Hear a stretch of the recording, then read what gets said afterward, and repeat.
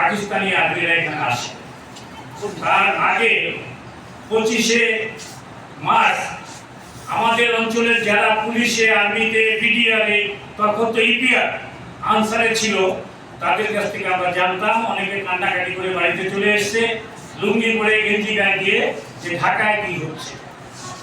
এবং এখানে যখন পাক আর্মিরা এলো 1971 সালে 22শে মে বৃহস্পতিবার, নির্বিচারে আশেপাশে গুলি করে অনেক লোককে মারল।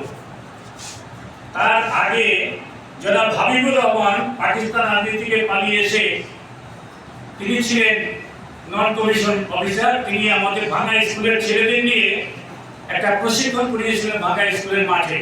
এটা 1967 সালে। ড্যামি রাইফেল ছিল, তখন রাইফেল ধরার সুযোগ আমাদের ছিল না।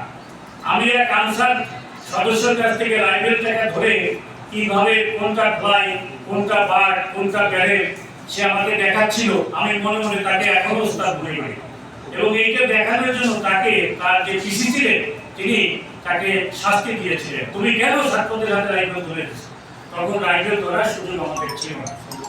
এইবার যখন ভাঙ্গাকে তখন নেতৃত্ব দিচ্ছিলেন প্রফেসর রমেশ চন্দ্র দত্ত, অ্যাডভোকেট আসাদুজ্জামান, সৈয়দ হায়দার হোসেন এবং আরো কিছু নেতা, এবং খন্দকার এনায়েত হোসেন, পাকিস্তানি আর্মি মিলিটারি সুবিধার ছিল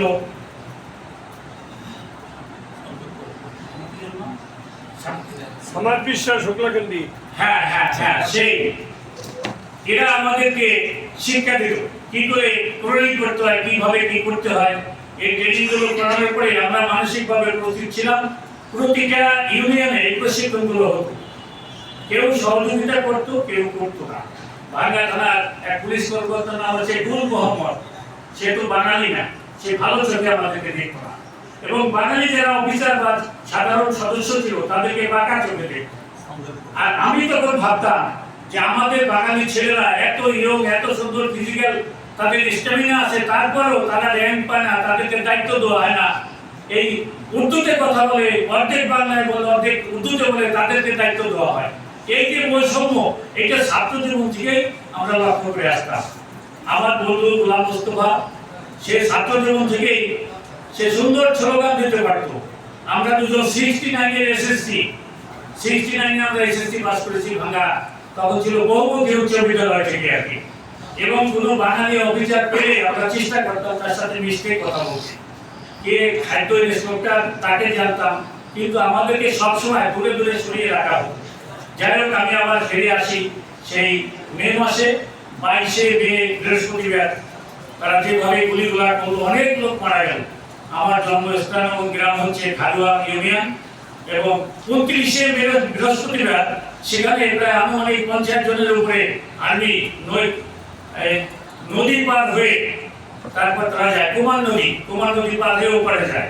এবং দুর্ভাগ্য সর্বপ্রথম আমাদের বাড়িটা আগুন দিয়ে পড়ায়। অপরাধ ছিল যে আমাদের ইউনিয়নের মুক্তিযোদ্ধাদের আমরা প্রশিক্ষণ করতাম, তখন একমাত্র রাইফেল, রাইফেল আর বন্দুক ছাড়া অন্য কিছু চালাতে পারতাম না। এই মাপের বাঁশের লাঠি নিয়ে কিভাবে ধরবে, কিভাবে পজিশন নেবে, কিভাবে ফায়ার করবে, এই ঘটনা প্রশিক্ষণ দিতাম। এবং তারা প্রথম গিয়ে আমাদের বাড়িটা আগুন দিয়ে পুড়িয়ে দেয়। আমি ছিলাম ধান খেতে, সেই ধান ক্ষেত থেকে আগুনের কুণ্ডলী বা সেই ধোঁয়া দেখলাম। আমার গ্রামের এক ছেলে এখানে কাজ করে, মামুন খলিফা, ও আমার একই গ্রামের ছেলে চিনি। এবং ওখানে থেকে পায়ে হেঁটে 4 দিন পরে আমি ইন্ডিয়া গিয়ে পৌঁছি। ইন্ডিয়াতে আমাদের দলবল নিয়ে যারা যায়, ইছামতি নদী রাত 1টা-1:30টার সময় 7টায় উপরে যায়। উপরে যাওয়ার পরে শুনলাম যে ওবায়দুর রহমান সাহেব এখানে আছে, শ্রীনিকেতন বোর্ডিংয়ে 4 তলার উপর দেখলাম, উপরে অ্যাডভেস্টার দেওয়া, কি কষ্ট, কোনো রকম একটা খাট আছে, সেখানে সে আছে, সে বাথরুমে গেছে। সে সেখান থেকে এসে তার নাস্তা এসে 2টা পরোটা, একটা ডিম অমলেটটা ভাগ করে আর একটা দিয়ে আমাকে বলছে খা। আমি বলছি না, খেলে তো আপনার কিছু হবে না। বলছে আমি 2 দিন পরে আমি মেঘালয়ে যাব, এভাবে বসে থাকলে হবে না, তোকে আমি চিঠি দিয়ে পাঠাচ্ছি, তুই ব্যারিস্টার আমিরুল ইসলামের সাথে দেখা কর। ব্যারিস্টার আমিরুল ইসলাম, তার শব্দ নাম ছিল অ্যাডভোকেট রহমত আলী। তার সাথে গিয়ে দেখা করে চিঠি নিয়ে তিনি আমাকে একটা ট্রেনিং করান। যে আমি একটা ক্যাম্প খুলেছি, এই ক্যাম্পে তোমাকে থাকতে হবে, কাজ করতে হবে। হাজার হাজার না, লক্ষ লক্ষ লোক সেখানে, কিন্তু সে অসুবিধা তো ছেলে মেয়ের পরিবার নিয়ে যারা আছে তারা উদ্গ্রীব, বাপও যেতে চাচ্ছে ছেলেও যেতে চাচ্ছে, কিন্তু একই গ্রুপে যদি বাপ এবং ছেলেকে নেওয়া হয় তাহলে সমস্যা হয়, কথাবার্তা মানে বিভিন্ন রকম কমান্ড ইত্যাদি ইত্যাদি সমস্যা হয়। এরপরে সেখানে ট্রেনিং ক্যাম্প খুলে উনি ওখান থেকে বললেন যে 2 সপ্তাহে 500 করে ছেলেকে তৈরি করে পলাশীর ইয়েতে পাঠাতে হবে, সেখানে মেহেরপুরে